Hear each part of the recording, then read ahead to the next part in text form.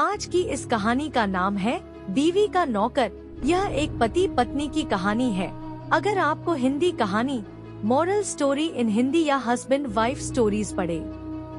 Estimated read time 6 minute. Hello दोस्तों, कहानी की इस नई सीरीज में आप सभी का स्वागत है।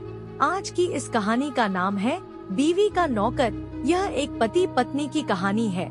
अगर आपको हिंदी कहानी मॉरल स्टोरी इन हिंदी या हस्बैंड वाइफ स्टोरीज पढ़ने का शौक है तो इस कहानी को पूरा जरूर पढ़ें। बीवी का नौकर husband wife story moral stories पति पत्नी की कहानी।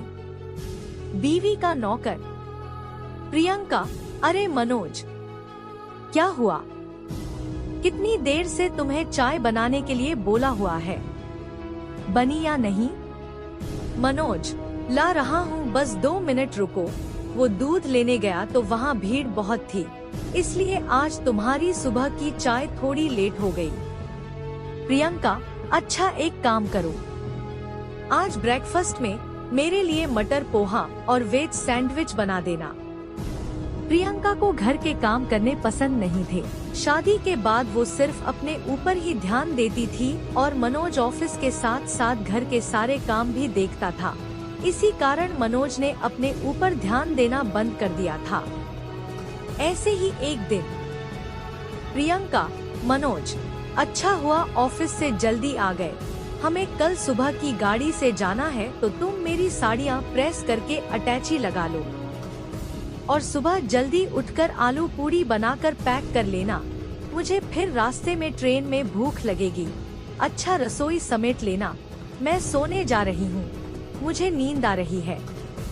मनोज, ठीक है, तुम आराम से सो जाओ, मैं सब काम कर दूंगा। प्रियंका खर्राटे लेकर सो जाती है। मनोज बेचारा थका हारा सारे घर का काम समेट कर सोता है और अगले दिन सुबह फिर 4 बजे उठकर ट्रेन में ले जाने के लिए खाना बनाकर पैक करता है। प्रियंका अपने आप को संवारने में ही लगी रहती है। वो तो अपना एक दुपट्टा तक भी अटैची में खुद से नहीं रखती। पूरी अटैची मनोज तैयार करता है और दोनों शादी में दिल्ली पहुंचते हैं।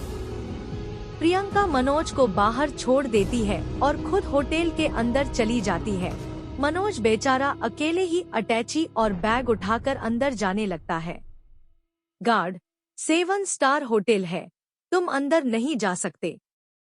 मनोज, तुम जानते भी हो मैं कौन हूँ। गार्ड, देखने से तो अब क्या ही बोलें? जो भी है, तुम ऐसे अंदर नहीं जाने देंगे, समझे? अंदर बड़े बड़े लोगों ने होटल के कमरे बुक किए हुए हैं। पता चले किसी का सामान इधर से उधर हो गया तो? मनोज, फोन पर, प्रियंका, तुम कहो, ये लोग मुझे अंदर नहीं आने दे रहे हैं। प्रियंका, अच्छा रुको, मैं अभी आती हूँ। प्रियंका, गार्ड से, क्या हुआ? तुम इन्हें अंदर क्यों नहीं आने दे रहे हो? प्रियंका की दोस्त, सॉरी जीजू, आपको इतनी परेशानी हुई। गार्ड, सॉरी सर, हम आपको पहचान नहीं पाए। प्रियंका, मैंने तुम्हें कहा था ना कि कुछ नए कपड़े खरीद लो। करा दी ना मेरी बेइज्जती सब लोगों के बीच में। अब देखो मैं कितनी सुंदर लग रही हूँ और तुम मेरे साथ चलते हुए कितने बेकार लग रहे हो। मनोज बेचारा चुपचाप प्रियंका की सारी बातें सुनता रहा। गलती उसकी नहीं थी, उसके पास इतना समय नहीं था कि वो अपने कपड़े भी ढंग से बदल पाता या नए कपड़े खरीद पाता। मनोज सारा दिन तो ऑफिस और घर के कामों में व्यस्त रहता है और अब अपनी सहेली की शादी के फंक्शन में भी प्रियंका ने मनोज को नौकर बनाकर रखा हुआ था। प्रियंका, मनोज, मेरे लिए एक गिलास पानी ला दो और कुछ खाने को भी लेते आना, मैं तब तक यहाँ चेयर पर बैठी हूँ। प्रियंका की दोस्त, तू तो सही है प्रियंका, तेरा सारा काम तो जीजू कर देते हैं। प्रियंका, वही तो, हस्बैंड को पहले दिन से ही अपने हाथों में रखो तो सही रहता है।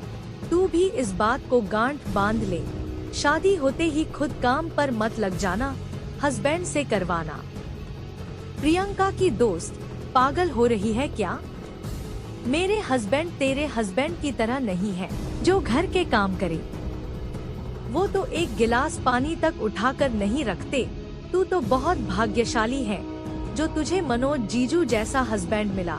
बेचारे चुपचाप सारा काम करते रहते हैं और चू तक नहीं करते। शीतल की शादी के सारे फंक्शन निपट जाते हैं और शादी के बाद मनोज और प्रियंका वापस घर लौट आते हैं। कुछ दिन तक ऐसे ही चलता रहता है। मनोज को कुछ दिनों से बुखार था, पर वो इस बारे में प्रियंका से छुपा रहा था और अचानक एक दिन वो बेहोश हो जाता है। प्रियंका उसे हॉस्पिटल लेकर जाते हैं। डॉक्टर रिपोर्ट के मुताबिक इन्हें काफी दिनों से बुखार है, जो कि अब बहुत बिगड़ गया है और उसने टाइफाइड का रूप ले लिया है। क्या इन्होंने जरूरत से ज्यादा शरीर से काम लिया था?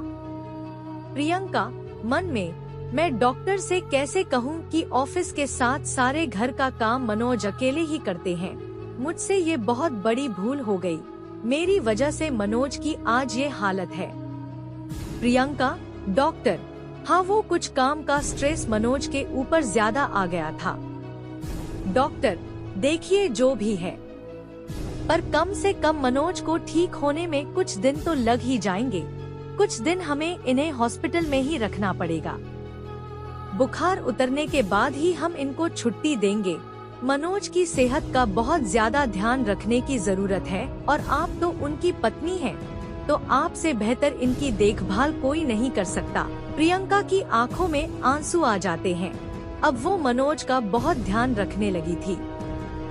घर का सारा काम करके वो मनोज के लिए हॉस्पिटल में अच्छा खाना, फ्रूट सब तैयार करके ले जाती थी। धीरे धीरे मनोज ठीक होने लगा और उसे छुट्टी मिल जाती है। मनोज घर जाता है। एक सुबह, प्रियंका, मनोज जल्दी उठो, मैंने तुम्हारे लिए बढ़िया सी चाय बनाई है। आज हम दोनों मिलकर एक साथ चाय पियेंगे। उसके बाद मैं तुम्हारी पसंद का लंच रेडी करूंगी और तुम मुझे ऑफिस से फोन करके बता देना कि लंच कैसा बना है। मनोज, प्रियंका, तुमने मेरी कितनी देखभाल की है।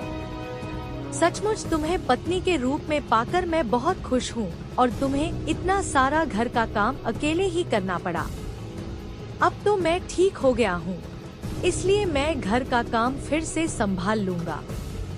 प्रियंका, मनोज, मैं नहीं, हम दोनों मिलकर इस घर को संभाल लेंगे। हाँ मनोज, मैं गलत थी। पति पत्नी के रिश्ते में सिर्फ एक को ही जिम्मेदारी नहीं संभालनी होती, बल्कि दोनों बराबर बराबर के हिस्सेदार होते हैं। ये बात मुझे समझ आ गई है।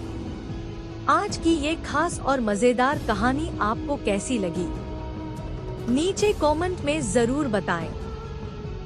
अगर आपको इन कहानी में थोड़ा सा भी मजा आया है तो प्लीज चैनल को सब्सक्राइब कर दो। यदि यह वीडियो लड़की की होती तो सभी चैनल को सब्सक्राइब करते। आप सभी से हाथ जोड़कर विनती है कि आप प्लीज चैनल को सब्सक्राइब कर दे।